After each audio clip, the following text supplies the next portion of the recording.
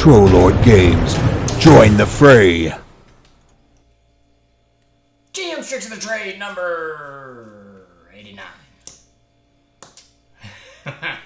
Very swift move, Mr. Burns. Very swiftly. Well done. Damn it, this damn camera. I've got to get in here and fix so that AMA and the GMTT are on the exact same thingamabob. They're each off by, one's off the other one by like, a little bit. How's it going, Commander Pete? Anyways, I gotta fix that. That's driving me crazy. I like things to be dressed right dress. I don't have to think about them anymore. Just make it go. Just make it happen. Number 89. We're creeping up to 100. I've almost got 90. Almost done too. I was on a roll, so I just kind of rolled into it off of 89. We're gonna hammer this thing to 100. I wish I hadn't skipped those in the middle, but there you go. It's not a number, it's a free GMTT. There you go. 4 gajillion years of game mastering experience. For whatever that's worth. But this time I didn't have the low res view. I'll be spotty, I'm afraid. Alright, there you go, no problem. Chuck's still under the weather, so we'll just push on through one way or the other. You know, damn it. You know what I'm saying? It started and I'm yawning. We'll do you'll be up on the how you doing? The fiber optics before too long. And all will be right on the river. Time for a caffeine boost. Of course, we all know it's psychological, as Dr. Pepper doesn't have any impact on me anymore. I've drank too many for too many years. It just convinces my tiny brain that maybe I could, I should stay awake. I swear the odds get earlier every episode, a few more weeks, and that would be awesome. I think my body trains itself. You know, years and years ago, Tim Kenneth and I used to hit casinos all the time. And Tim would drive. Tim loves to drive. I don't care to drive. I don't mind you. I don't give a shit whether I'm driving or not. How's it going, Sinekin? And I'd get in the back seat. Tim and Kenneth would be up there doing 400 hours of puns, and I would either read or laugh at whatever they were saying, or mostly sleep. So now, when I get in the car, I just want to go to sleep. And I'm pretty sure that's Tim and Kenneth's fault. So I just get in the car, I just want to go to sleep. It's a great place to sleep. I don't know, it's quiet, it's rocking, I don't know, it's just a great place. And I think at this this Twitch stream, I'm training myself. It's time to stream. Time to go to sleep. And there you go. I pay a shiny buck to see that. Well, it may happen if I don't start getting some sleep at some point. How's it going, Savage GM? Hey, Epi, how's it going? I do hope that is hit casinos is in heist. Man, that'd have been fun. Though I probably wouldn't be sitting right here if we had hit any casinos. Tim, I don't know if he still does, but he used to and enjoy gambling a little bit. I could never do it. I'm horrible at it. I'm just absolutely horrible at it.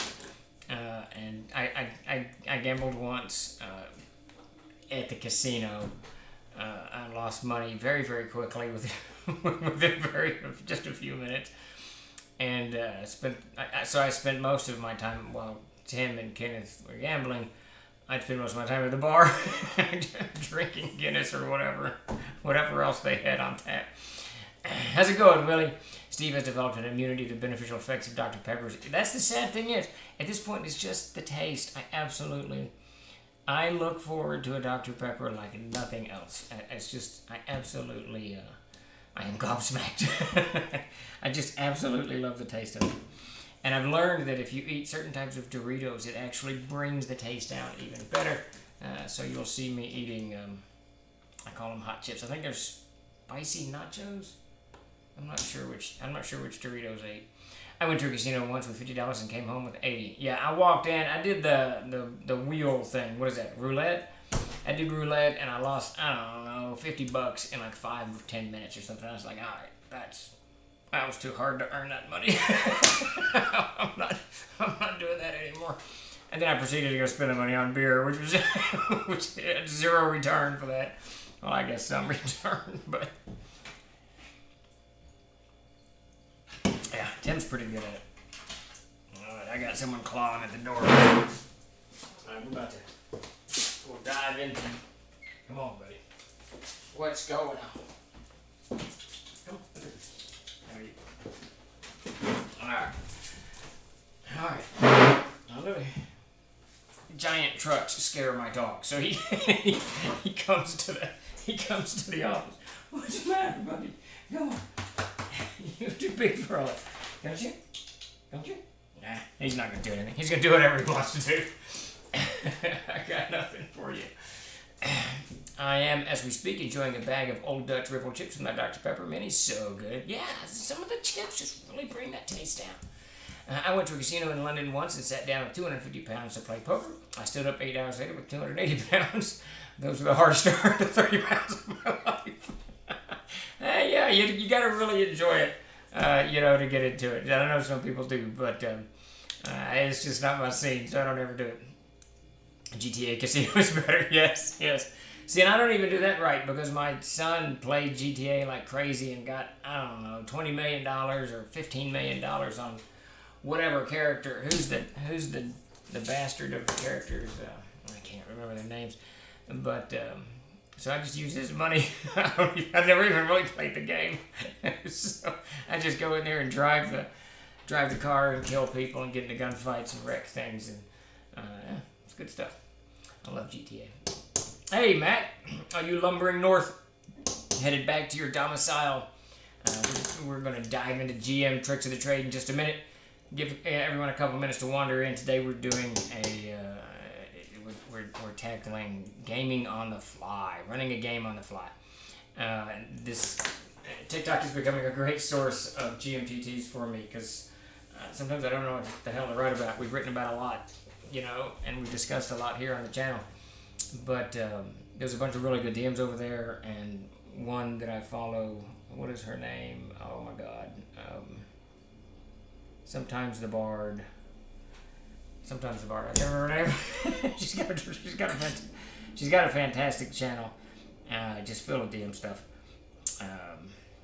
If I can. Just occasionally the Bard. I'm an idiot. So anyways, so she just asked, what do some of you GMs who GM on the fly, what do you do? How do you do it? And it somehow sparked a controversy on TikTok. Everything seems to spark a controversy over there. Her question was quite just innocently put out there, and it wasn't. She's an experienced DM. She knows what she's doing. She's just curious. She preps for her games, and she's not real comfortable yet, or hasn't, or whatever, doing on the fly. And then I think some guy got in there and said, if you're running a game on the fly, it's like running games for 2-year-olds or 6-year-olds or something. It was just an idiotic statement. Because sometimes you have to run a game on the fly. Sometimes you don't want to, but you kind of get sucked into it. Sometimes your game on the flies are really fucking awesome. Sometimes they suck. Tunica is a cruel mistress. Yes, no kidding. I've only been once. No, where I lost money was out east somewhere. You'd have to ask Tim. But sometimes they work, sometimes they don't. I mean, there's no science to it. As with any RPG session, as you guys know, you've run scores of them. Any RPGs, sometimes they go bad, sometimes they don't. Mostly they're good, and mostly players have a good time.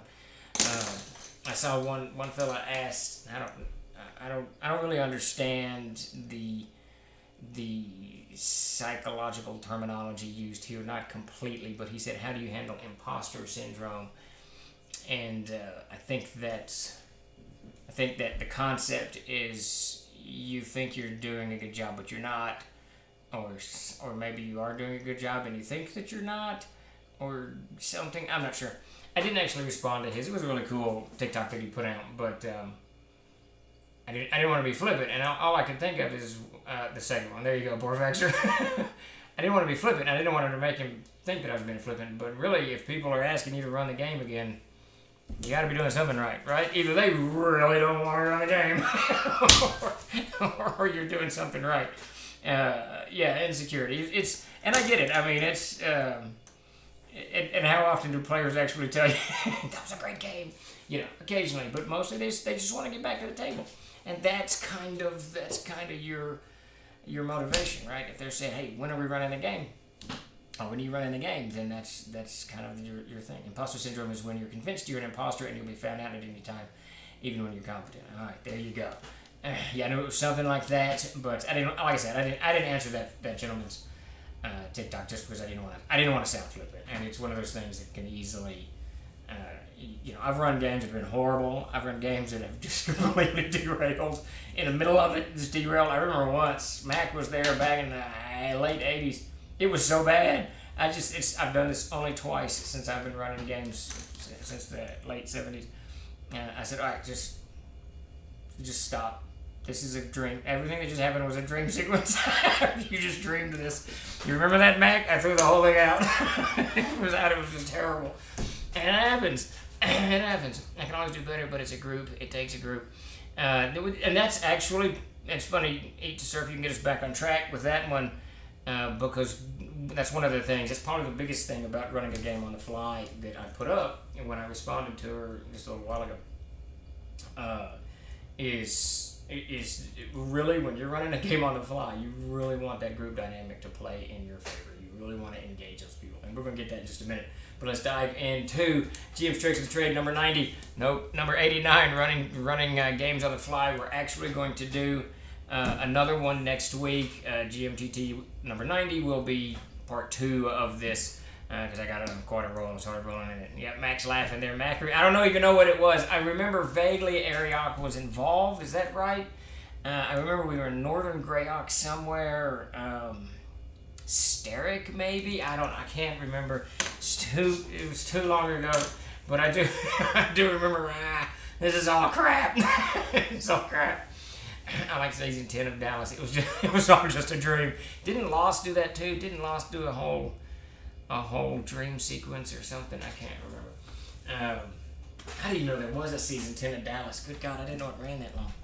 Man, I remember when Dallas was a thing. I remember when Who Shot JR was the biggest news. It was just crazy. Absolutely crazy. It's funny. It's good stuff. Good times. All right, so the first trick of the trade for running games on the fly is keep it simple. So if you got to pick up a game, and this doesn't matter. So when I'm talking run a game on the fly, it can be anything. Some family members can have asked you to run a game. Hey, Uncle Kent, can you run us a game? You can be at a convention and you have to run a game. You may be running a long arced campaign and you didn't prep anything for that session, for tonight's session, so what the hell are you going to do? So you're going to run something on the fly. So any of these, it's the idea that you always are going to have the opportunity to prep for a game is probably not realistic. And the opportunity and the idea that you can dive into it completely without any kind of concept of what's going on is risky, to say the least. But to hear some of the things that I do, and this goes for conventions, and a lot of my family members ask me to play, Thanksgiving, Christmas, and whatever else. I'm always throwing together these impromptu games. Conventions, I do it frequently as well. And these are some of the things I keep in mind. So the first one is keep it simple. Just keep the game simple. Don't, whether you're injecting it into your campaign or whether you're just running a one shot or at a con or whatever, keep the thing simple. I have some favorite. My absolute favorite theme or plot is go from point A to point B. The nice thing is, if you're in the middle of a campaign, you can say you need to leave the town of Jerry and go to the town of Mandarin, and you go. And then the adventure is between point A and point B. I love those caravans. I love those. You hired to escort a caravan. Don't give any exposition. You were just hired. You got no money. You need some money to eat. You were hired to escort this caravan. Here's your NPCs. Go. I love the rescue. Animal rescue is a huge one. That's one of my favorite. You engage people so quickly with animal rescue. Child rescue too. You will rarely run a table that at least one person at that table isn't going to be concerned about the child. Some people want to play more callous perhaps than they are in real life, and that's great. But usually you can grab someone. So whatever it is, whatever kind of game you're running, keep it as simple as you humanly can. Nothing complex. No, dark lords conquering anything or rings that need to be tossed into a mountain or any of that stuff. Just keep it very, very simple. You gotta go from Jonesboro to Bald Knob. That's what you're doing. Those are 2 towns in Arkansas that I find them myself frequently, and so so there you go. I need that raffle. What are we doing on raffle? What is the raffle tonight? Starting at $20 raffle door. There you go. Yeah, just the first thing is just keep whatever it is simple. Don't go complex. Don't do any of that. Now, the nice thing is, later, and we'll talk about this, if you're lucky, your players will build on whatever you threw at them. The caravan, the lost child, the wounded animal. They'll build on it, and you actually can integrate that into your campaign or have the whole thing blossom in every which direction. Just keep it as simple as you possibly can. I see we're doing the raffle is in full bore afternoon, great babe, and we're barreling along. Okay, so with that, and I just want to throw this out there for those of you who may just be joining us. My name is Steven Chenault. I'm CEO of Troller Games. We've been doing GMTT here for a couple of years now. We're on our 89th episode or whatever. Feel free to throw whatever commentary you have in the stream here. We love all of us, the regulars. Everybody loves to pick everything apart and throw ideas out that I may not have had or you may not have had or whatever. It's just a great way to share all of our collective experience on running tables, which can be both insanely fun and crazy aggravating and nerve-wracking all at the same time. DM keeps it simple, the character and the complexity. Yes, absolutely, and we're going to get into that. That's trick of the trade number 4. That's the whole thing. You really just keep it simple. And tie your comics to an old movie. That's a great idea too. So that's going to go into next week's inspiration, because I will pull, when I'm running something on the fly, I will pull just scenes out of whatever movie I've seen recently, and I watch a lot of crap that a lot of people haven't seen. Yank it and throw that in. But we'll dive into that actually next week. So the second one, and I know we've talked about this some before, I don't know in this context, but the second one is to keep it outdoors. Whatever adventure, whatever game you're going to run, keep it outdoors. Don't go underground.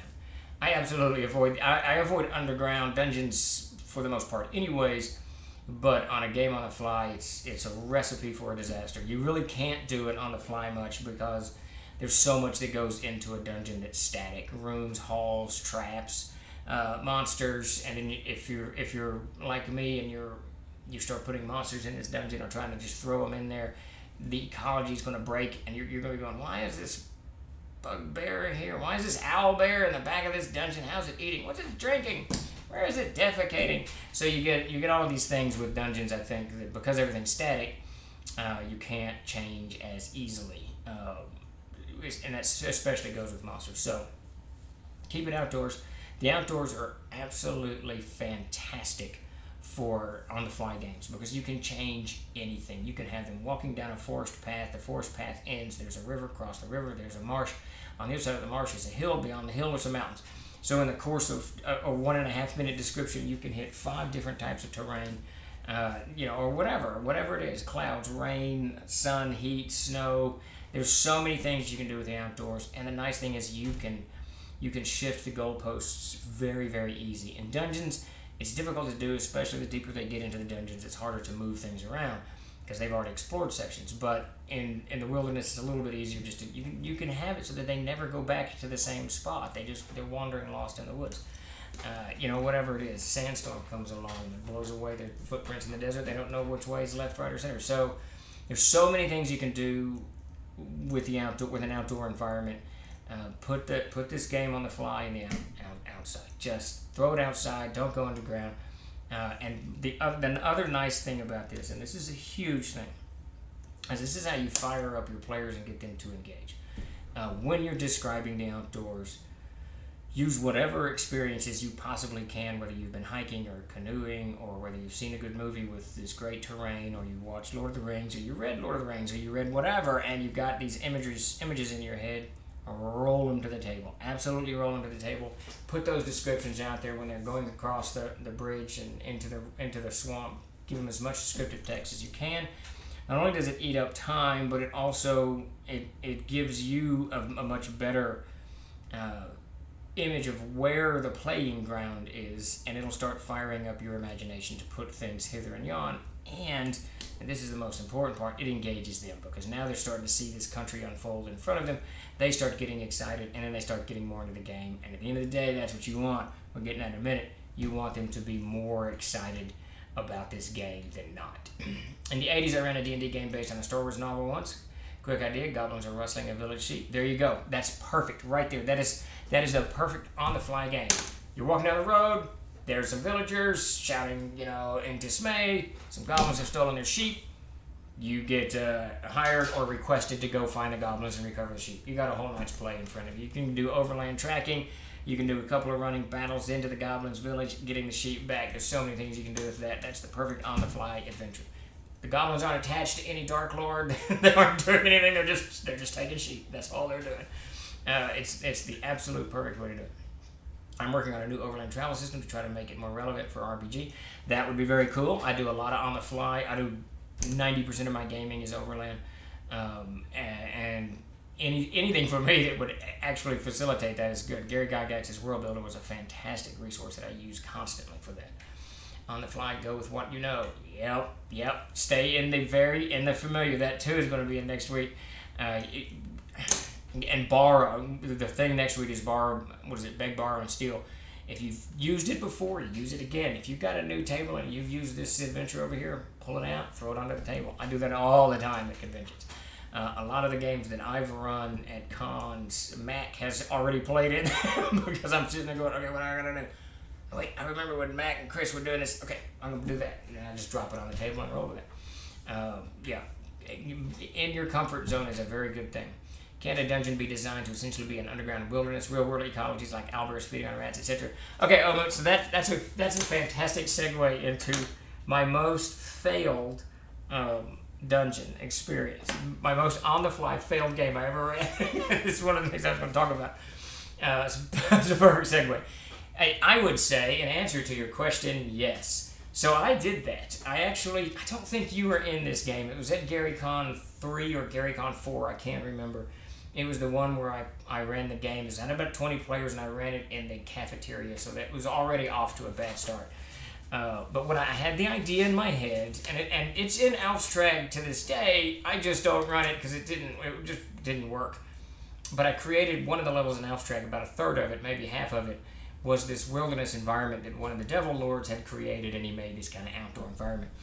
And so I dropped him in it, and the first little bit went okay, but it started to hemorrhage really, really quickly because they found the wall. I mean, and there was illusion, they had illusion magic, all kinds of stuff, but some dude made his check or whatever, I don't know, but he found a wall, and he climbed the wall, and he started to realize what was going on. And then suddenly I found myself in a dungeon again. I was like, shit. So he started bringing the party over to this wall. They got on a ledge, and now I'm having to, because I didn't have, at that time I didn't have any of Alfstrag written. I've gotten the first, 5 levels written or something, but I had nothing except what was up here. So I just started to freewheel this dungeon, and I found freewheeling in Alfstrag was a complete disaster. And I could tell within an hour I was losing everybody. The descriptions weren't hitting, and as soon as I started losing the players, I started losing it. And then I started getting, you get more desperate. You're trying to do more, put more descriptive text in, or make things make more sense, and it made less sense. It just spiraled off. I think that one of the things that saved it, people told me they had a good time, but I could tell they were confused and lost. But a couple of the players at the table really got into just killing stuff, so that helped. But so yeah, I think you can, but it's one of those. It's just a risky endeavor because when you're outdoors, I ran this game online. Actually, first online game I ever ran, and it was supposed to be a 3-hour session, and it was close to the 3-hour mark, and they were nowhere near. They had to get back to this. They rescued this child, and they had to get back to this place, this village. Little break in the Darkenfold, and I looked at the clock and I was like, holy shit, I got like 5 more minutes, or 10 minutes, whatever it was. So I moved everything because they were kind of lost in the woods anyways. I just had them pass through a hedgerow, and there in front of them was the village. So because there's no walls, there's no constructs to hit at any point unless they double back, then you're golden in the outdoors. Inside, you know how players are. They just keep doing stuff constantly. They're just constantly doing things. Hey, Jennifer, how's it going? I hadn't seen you in a while. I was thinking about you today. about that email you sent me about the conventions, because I really need to. I see Blue has migrated to his chair. I really need to talk to you and to Chuck and to some folks about doing some stuff. So you may get an email from me in the next couple weeks. Let's see. Yeah, dungeons take a little more planning. I see what you're saying. You'd serve. Let's see, putting all things just off the road, 100, 1,000 yards, they can see and explore if they like. Not all encounters. Maybe just a decaying, broken down wagon or stone that seems to be strange and circular. Just interesting things to flesh out the environment as they travel. That's precisely it. And whatever imagery comes to your mind, you can drop it. Just like you have there, the wagon, the stone, all kinds of stuff. And they don't have to do anything with it. But the nice thing is, the more of that you put in there, the more it's going to fire everybody's imagination. And it's going to look more real. And especially if it's disconnected. If it's not part of some bigger story, it's just... I got an old wood-burning stove sitting out there. Why? What the hell? In zombie apocalypse, someone's going to wander by and think, oh, somebody did. There's nothing. It's just a piece of crap laying in the yard. So having that out there is fine. Just give them descriptive text and roll with it. Well, if you would sell us Gygax's World Builder against Steve, we could all have any benefit. Yeah, wouldn't that be nice? Yeah, not anytime soon, but yeah, who knows what the future holds.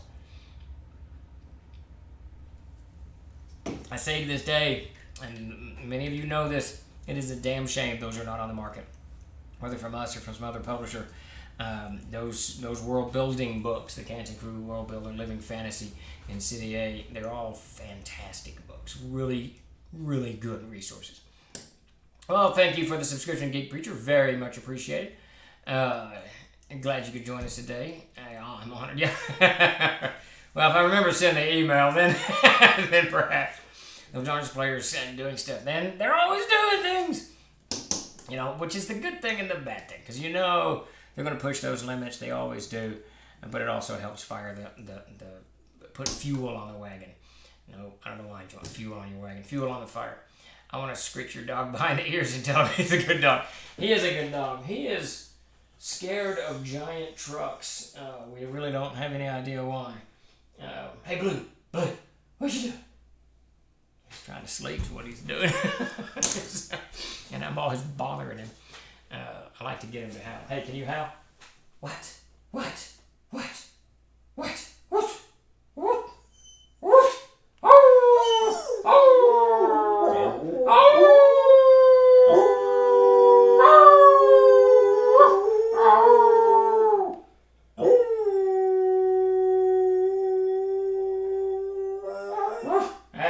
That's a ticket.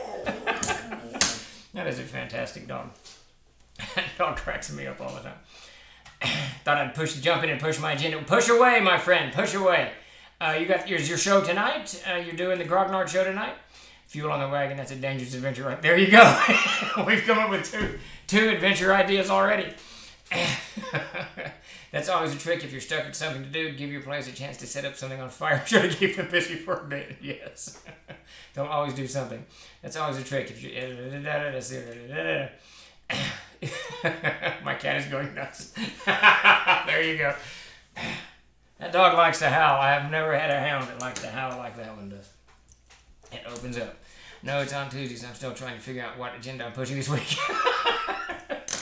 Well, I'm watching TikTok get upset over running games on the fly. It's really funny. People get so upset. Of course, that guy was kind of rude. There's no reason to be rude. Let's see, what are you doing out of bed? I think that's Tim. Chuck is still laid up. We talked to him a little while ago. The COVID is just beating the living hell out of him. So he's laid up for more. Come to the TLG live stream. Hear Steve howl with his dog and better than a raffle. There you go. Poor old Blue. He wants me to leave him alone. What he really wants to do is go out and run. That's what he really wants to do. But I don't run so much anymore. Boy, TikTok like the plague. Yeah. There's parts of it that can be annoying. It's really any social media I think can be kind of questionable. Yeah, it's silly. I run a lot of games on the fly. I've been setting up that pickup games for years where I could run it on the fly. Yeah, I think the one guy's comment that if you don't prep for 6 to 8 hours, then your game's going to suck. And you're going to be like a 6-year-old. It's just bizarre. It was just strange. I'm watching live from bed. I heard the howling. There you go. All right, so that drives us right into trigger the trade number 3. Keep it simple, keep it outdoors, and have some resources on hand. Overprep will destroy a good game. It will, actually. I've seen DMs just wreck games with too much prep. Because then you're expecting the players to do something, and when they don't, you get aggravated, and you start trying to force them this direction or that direction, and it turns out it's just a disaster. It's not always, but it sometimes becomes a disaster. It goes back to learning the game. Remember when we were learning? That's exactly right. Eat to surf. You're 100% right. The guy that was saying that, I could just tell that's a bit much, you know. Someday you're going to have to run a game on the fly. You're just going to have to do it, and it doesn't mean that it's got to be a bad game. And you're comfortable with it, and you roll with it, and you do a couple of things, and you know it's probably going to turn out okay. So the third trick of the trade is resources. Have something know your weaknesses. Like for me, names. I'm horrible with names. Absolutely horrible with it. I've always got, what is it? Gary Gygax's extraordinary book of names. Actually, it's in the game room right now. No, here it is. Good God.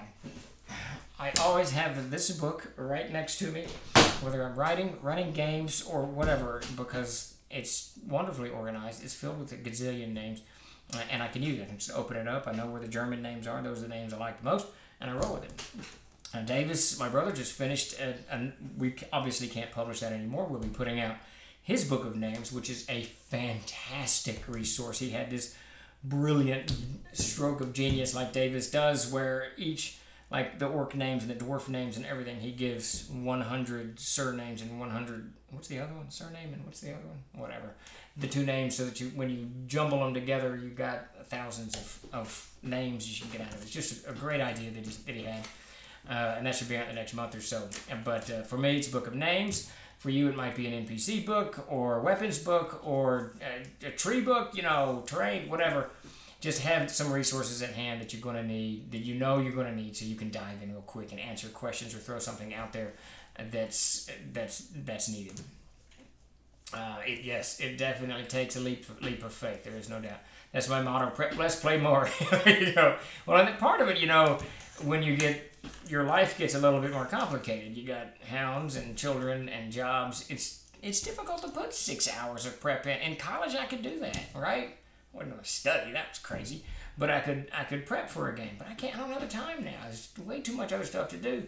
Running a game tonight, I don't know what the hell's going on. But I got an idea. But yeah, so time becomes a thing. So you just kind of you have to start running it on the fly.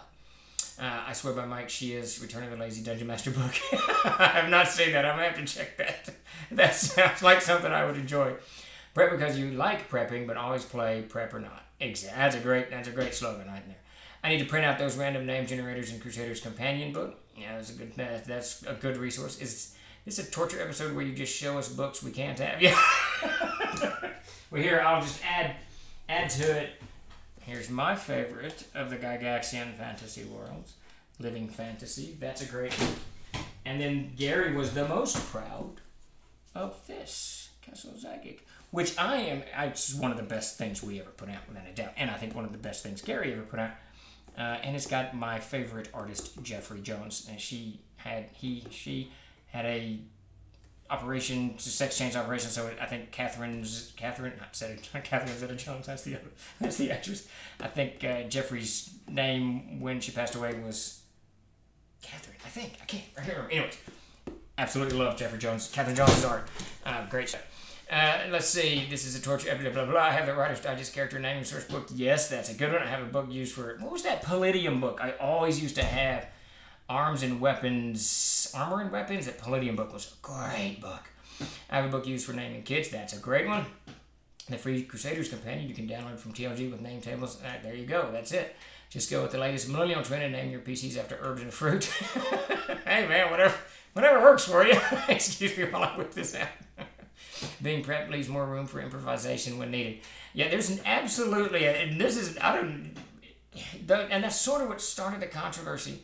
Well, not really. I guess it was the opposite of that. But the idea that prepping is a bad thing is not is not the way to go either. Sometimes you can prep, and sometimes you need to. Sometimes your game has gotten so complicated, you've got to take a step back and figure out what's happening, because it's going to be chaos, or you're going to mess stuff up. You did something last week and you do it again this coming week, and it's just not going to work.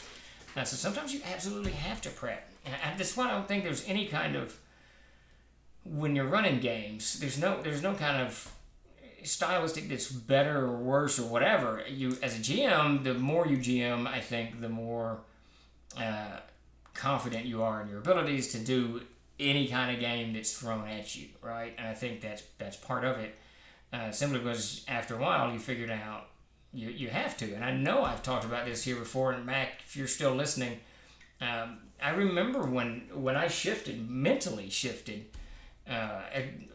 from heavily prepping for games to not heavily prepping for a game. And it's when Mac Golden killed my Cobalt. He had asked me to create some cool NPCs for the game, and I did. I had this Gnome Cobalt mix, these two partners, and like an idiot, I had the Cobalt spotted first, and Mac lightning bolted the Cobalt. Mac was like 7th level. He didn't, 6th level, whatever. The Cobalt did not live. He died immediately. And he killed, and I'd put hours into this stupid gnome and this stupid Cobalt. And he killed him. So it made an enemy of the gnome. So out of that, whatever. But at that point, as my brain shifted, I said, all right, I'm gonna quit prepping this much, because these people are crazy. They keep doing crazy stuff. And Jeffrey was a fantastic artist. Yes, his art's just through the absolute roof. Look what you did to Grape. Judges Guild had a good name book. I found a fantasy names generator, gender neutral name generator. There's too many G's in that sentence there, Geek Preacher. And you got Geek Preacher in there. I found that very helpful for pickup games. That's a good one. I heard a rumor there were boxes of all those books buried in your backyard, Steve. I've made a scroll that I hid in the wall of my house, so in 100 years, you can go make a documentary digging up your backyard. What was that? Geraldo Rivera, who was he? Al Capone's vault. It'll be like Al Capone's vault. An important factor in prep time is the system you're using. That was a huge part of it. If your game is a heavy rules, it's more difficult to run on the fly. And I probably should preface everything I do that I used to run AD&D, which is a really easy game, and I run CNC now, which is a painfully easy game. So running stuff on the fly, I don't have to, sit down and study rules for very long. An important factor, prep, blah, blah, blah. There's Mac Muddles and the Lightning Bolt. Mac remembers. It was a great game, I gotta tell you. I talk about it as if it was this moment of rage, but that game went on to be a good game, because that gnome becomes this NPC for a while that's kind of fighting the party, because they killed his Cobalt, his buddy there. It turned into something cool. A whole trick to the trade on how to prep flexibility. There you go. There you go. Please refrain from blah blah. That's not a comment. That's a bot. All right. So yeah, just make sure you have some good resources at hand. So all three of these things lead into trick of the trade number 4. I have buried several real life treasures on my weird property for people to find in the future. That's awesome. That's the way to do it, man. That's a good legacy, Omo. That's a very good legacy. Hey, speaking of which, I sent out the Player's Handbook. I uploaded it a couple hours ago. Check out that fighter weapon specialization, higher level, and make sure it makes sense. Like I said Tuesday, I think I fixed it. All right, so trick of the trade number 4, and this is a address, please. There you go. You're gonna have some treasure hunters on your property soon, Omo. So this is probably the biggest of all of them, and I say this, I bring this up many times.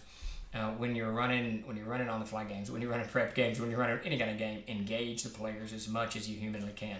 Now, in on the fly games, this has multiple good outcomes from it. When you engage the players, and I'm talking everything, after you've set up that they're going to be rescuing the girl that got taken by the giant across the river, have them all describe their characters and ask questions about the description, so that they get more into the descriptions of their characters, so that they get more into their characters, whether they've been characters they've been playing for. You might have been running this same group for a year. Just have them hey, it's time to describe your characters again, so we all know what everybody looks like again. So let's refresh that.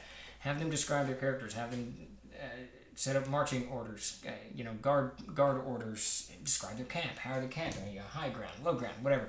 Engage the players constantly with all of that kind of mundane minutia, because what that will do, it has multiple effects. One, it takes some of the pressure off of you and puts it onto the players.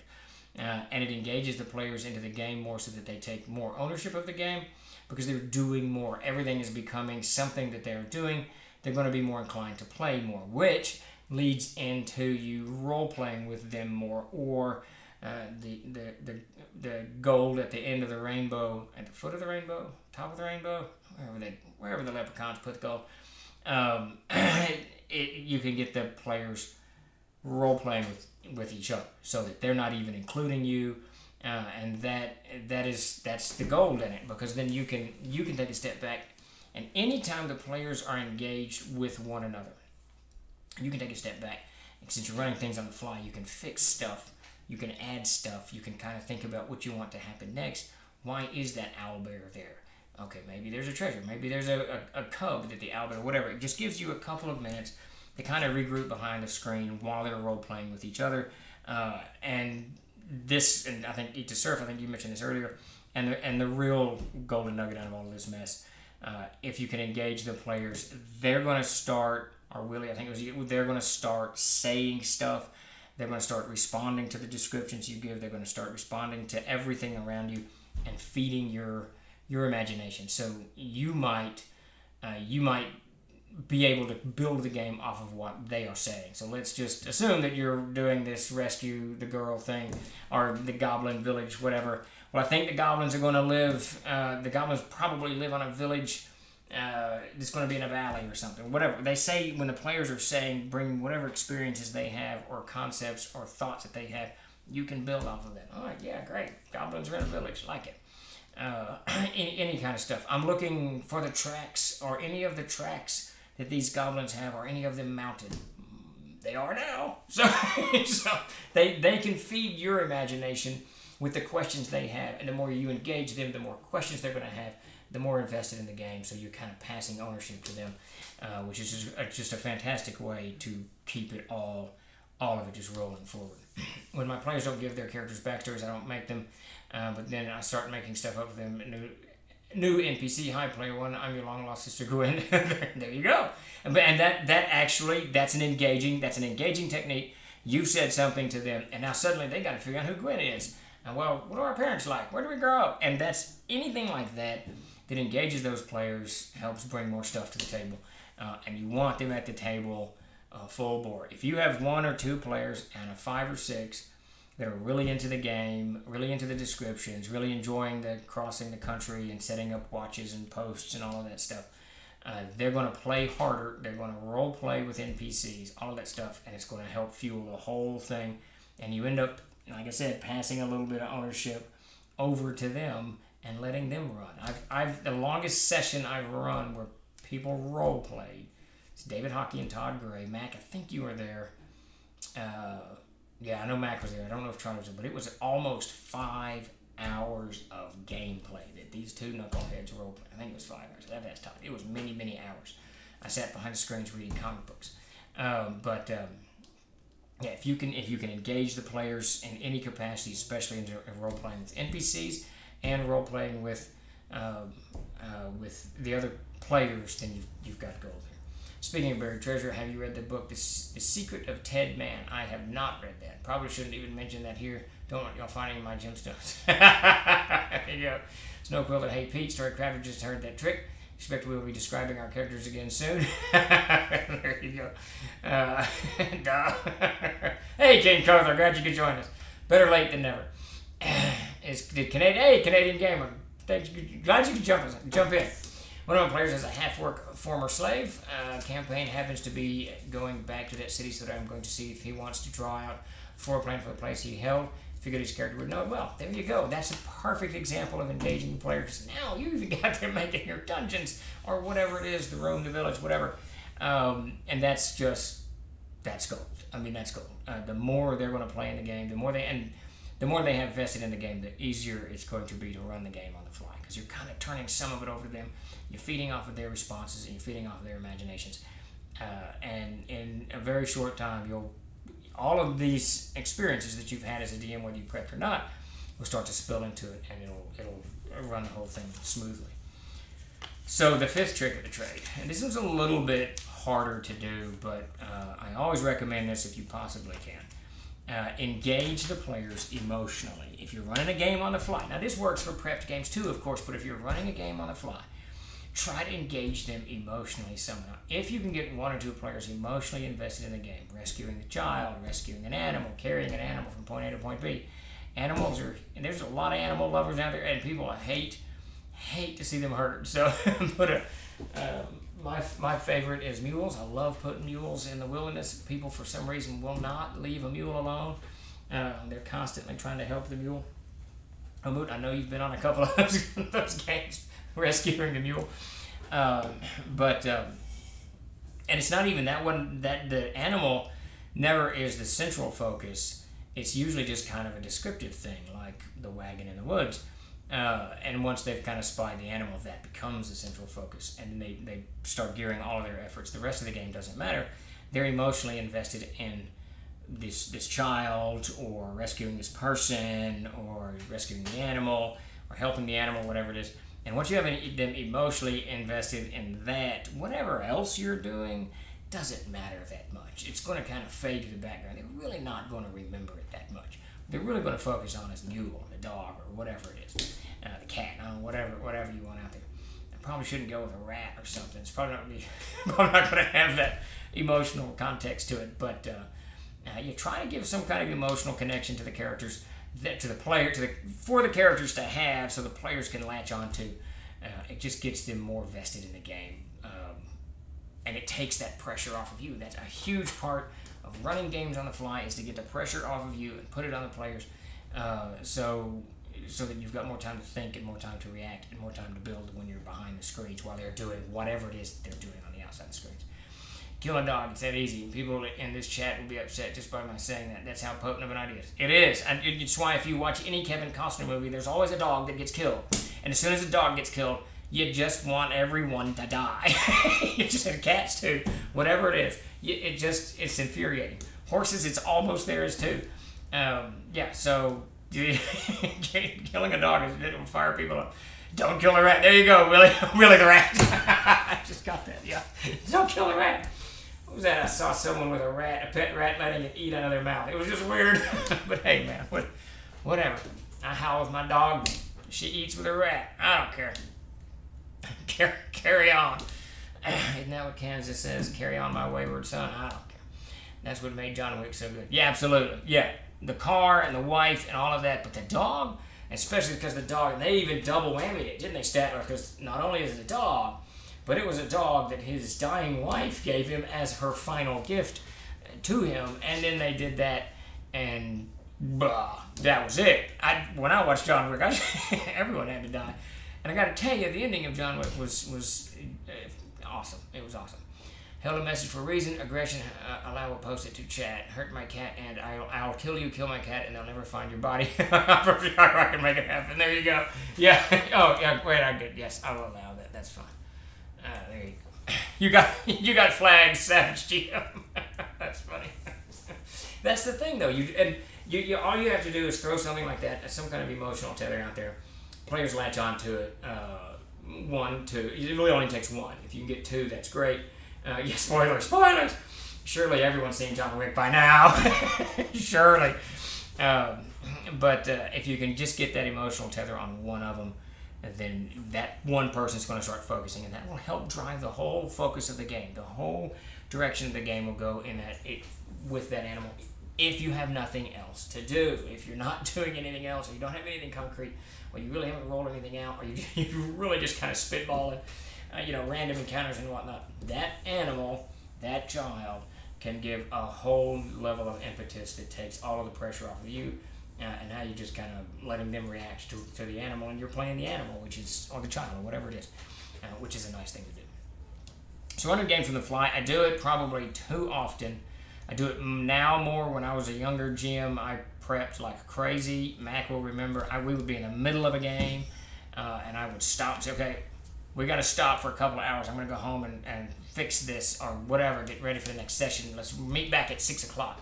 We did that all the time, and that began to fade, especially after the Cobalt incident. That began to fade, and I became just a little bit more comfortable with quickly running games. And then you start piling up this, lexicon? That's not the right word. This, what are soldiers when they put, oh my God, what has happened to my language? Anyways, you start piling a lot of stuff up. You get a lot of experiences, and then you can start borrowing from those experiences and start just throwing stuff out there. And it gets easier and easier. Now, I will say, running games on the fly is good, but I've got some huge things a lot of people don't. I mean, I got a world of the Codex, a published world that I can play in, so I've got all that resource to fall back on. So running games on the fly is not as easy as some people say it is, and it can be a little bit nerve-wracking, and sometimes it works well, and sometimes it doesn't work at all. Sometimes you're like, shit, this is terrible. But there you go. That's a grats to your Vindici. Yeah, I've been chasing an injured sorceress for 6 months. There you go.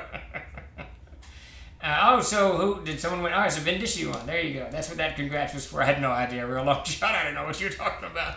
But Vindici is someone's name. There you go. Congratulations. But yeah, I don't know. I think that running games on the fly it can be a lot of fun because once you start, and this always goes for prep games. Once you start turning the table over to your players more, once you're comfortable with not prepping as much and letting your players play more and own the game more, it's a lot more fun. It's a lot more fun. Not only will they get into it more, they get kind of this vested interest in it, and then they start creating their own plots and their own themes and their own actions that you now have to build off of. And like I've said 1,000 times before, you're kind of in the same position that you put your players in all the time. You're constantly putting your players in. What are you going to do? And you know in your head, if they do this, they're going to die. If they do this, they're going to live. But they don't know. They don't know what to do. They have to kind of guess. Now, they might have experience to tell them this is a better guess than this is a guess. But at the end of the day, it's a lot of stress to be a player. You don't know. And then you get chewed up and you get killed. And then you get killed because you rolled a 1. You made the right decision and whatever. But when they are doing more at the table, it puts you in that position because they're suddenly doing things that you're not prepared for, and now you have to react to it. It makes it more fun. It just keeps the whole thing kind of fresh. I think my default is on the fly. I need to plan things more. That's what I have become. I've quit. I kind of got this large thematic thing in my head, but we don't get enough hours in, I think, for me to kind of keep it going. To really flesh it out, so I end up doing a lot of stuff on the fly. And I keep horrible notes. So we've got this campaign we've been running since 2006, and there's pieces of it I remember, but I'm constantly having to ask the players, wait a minute, because I keep horrible notes. So yeah, I need to prep more, definitely. But running games on the fly is always, it's a very good skill to have. I start the session knowing vaguely what needs to happen, and that's it. That's kind of how, this is where I'm going, in this direction. But see, I'm also, because, and I don't know how many tables have this, to be honest with you. Mac Golden, myself, Mac Muddles here on the stream, myself, Todd Gray, Chris Harris, we've been gaming, Mac and I've been gaming since 1986, Todd and I since 1985. So I've got a crew of gamers that I know, and they know when I'm not doing my best at the table, they take over, and they start role-playing more and doing this and doing that. And Mac's the best at the table about just creating a game. He's sitting over there playing, and because Mac and I think a lot alike, he can see, Steve, I don't know what the hell he's doing tonight. Steve's got nothing. So he just starts doing things, and then now I can react to Mac. I can build the adventure off of whatever the player's doing, and that's the ideal situation if you're doing things on the fly. But I know a lot of people don't have that. A lot of people at conventions, you sure as shit don't have that. You're just 5, 7, 8, 10 strangers at the table. You don't know what the hell's going on. So you can't build off of any of that. But then even other games too. So yeah, if you can get that, that's great. But a little bit of both is probably a good deal. On the fly probably doesn't work for an online game, especially a streamed game. Yeah, I'm going to have to start that very, very, very soon. We actually have some Kickstarter rewards that need to go to that, but I still can't get. We've tried a lot with my Thursday night group. I can't get my mojo, whatever the word is. I can't get it going, man. I feed off of players so very much. Their emotions, their whatever, ups, downs, whatever. I feed off of the players for my own energy. And if I can't do that, I don't have a lot of energy to run the game, and I need a lot of energy to run the game. And the Dr. Pepper just only goes so far. So, there you go. Collectively, you guys have 150 years of experience. Isn't that insane? It's absolutely crazy. And it's weird, too, that we all split. We gamed in college forever. Mac went to law school. I did graduate school, then joined the Army. Todd managed a bar. Charlie went to pharmacy school. Chris, he did some kind of computer thing, then he went to law school. So we scattered all over the place. And then somewhere in the 90s or mid-90s, we all ended up back in Little Rock. And we'd always gamed as much as we could. We'd go to my house or wherever, Mac's house on Rock Street, I think. And but when we all ended up back in Little Rock, we pile over to 1984. There you go. That's insane. We all piled back over to Mac's house, and we would game every night for 4 or 5 hours. Not every night, every week for 4 or 5 hours. And we've been doing that ever since. It's been pretty crazy. And we are relatively fortunate, I think, in that. I'm horrible about the notes too. Recommend finding a player that is good at note taking and submit their notes at the end of each session. Helps jog the memory and propel the future. That is a fantastic GM's trick. That is a fantastic trick. Always at your table, try to get someone. If you're not going to do it, get someone to keep notes. Mac has been our note taker, and someone used to keep. Who was it? Mac? Was it Charlie? Someone used to really keep good notes back in the day. I can't remember who. That's so much XP the game should run itself. No players needed. Where's it all just gotta lay around? That would be awesome. As we get older, it may get to that point. Mac wants us all to retire in the same retirement community, so we can just game all the time. Nice to have an invested player like Mac challenges the CK to bring out their best. It really does. If you can get your players, and that's one reason that in a lot of these tricks of the trade, I encourage GMs to let their players do all kinds of stuff and to push those boundaries. And to give a little bit to them, because eventually you'll have players that really are pushing that, and when they're pushing that, it pushes you as a GM, but it also just makes the game more fun. It's just, and it takes the pressure off. And as you guys know, you've been running games. A lot of times there's pressure. You got to come up with something that's got to be cool. It can't be crap, right? And so your boot scooting around trying to figure it out. And if you have a player step in and kind of take over for you for a little while, that's all right. I've only been gaming since 1982. Yeah, there you go. I think Mac started about then. I started in 76. I got Todd to start playing in 84, 85, whatever it was. I was just thinking about this week. I've been playing this hobby since around 1982. Still love it. It is a fantastic game. Whatever, not even game. The hobby. That's the best way to put it. Yeah, it's a great hobby. Huge amounts of fun. My sons have gotten into it. It's just good. And it's just a good hobby.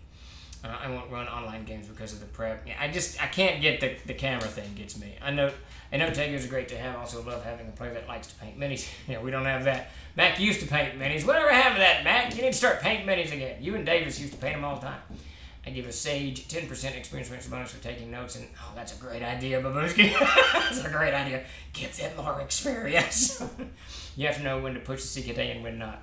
Yep, that's a good idea. That's it, Mac. At the end of the day, if you can, and that's the thing that a lot of players. I really want to do a player's tricks of the trade too. I think that would be invaluable because so much is put on the GMs, but there's a lot on the other side of the screens that players can and should be doing in order to help facilitate the game. And if your GM is running an on the fly game and it's starting to spin out, you should step in, not correct them or anything like that, or even make a comment on it. Start playing a little harder. Start pushing a little harder. Start playing your character a little bit harder. There's so much that players can do to help facilitate the whole thing. And the more you do that, the better it's going to be. The better the experience is going to be for everybody. But that is, again, Mac, I think that's something that we have because you and I have been gaming together for 4 decades. So, and you and I think a lot alike. Mac and I really do think a lot alike. It's really kind of fun. I see Gygax is a role-playing master. He goes, that's why, just before COVID, we did a big game up at his lake house, and that's his house. And I actually had you, man. You didn't know what was going on. It was awesome. For the first time in years, you didn't second guess everything that I was doing. It was awesome. Let's see, just started playing TTRPGs about 6 months ago. All old school 1E, 2E mashup homebrews. Oh, that's very cool. 1E, I never played 2E much. 1E is a great game. AD&D, I love that game. It's easy, it's simple. You don't really need to focus on any of the rules and all that crap. And it kind of, I really don't like rules that much. It kind of leads you into, it's like CNC. It kind of invites you to role play more because there's less rules. You end up filling out those gaps where there should be rules with role playing, and that, to my mind, is what we should be doing more at the table. The player side of my DM screen has Gygax role play tips. Very cool, very, very cool. I think we're, oh, good lord, it's after 5 again. I think the raffle's done. Check out Castles and Crusades. Singing Hole, you actually, Sinokin? Whatever, you can download the Player's Handbook on our website somewhere, so check that out. The 7th, something is up. No video, so it did not happen.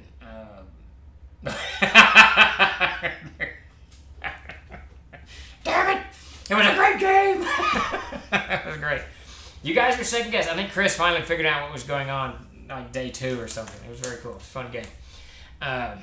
When he had less rules. You didn't have to use them. It had tons of rules, but you didn't use them. I didn't use any of it. To this day, I still haven't read the DMG. We need to end on time so Grape can get on with the rest of his day. Yes, we do need to end on time. I need to go get some dinner. Thank you all for coming out for Jim's Tricks of the Trade number 89. We'll be back again. We'll talk about the same subject next week.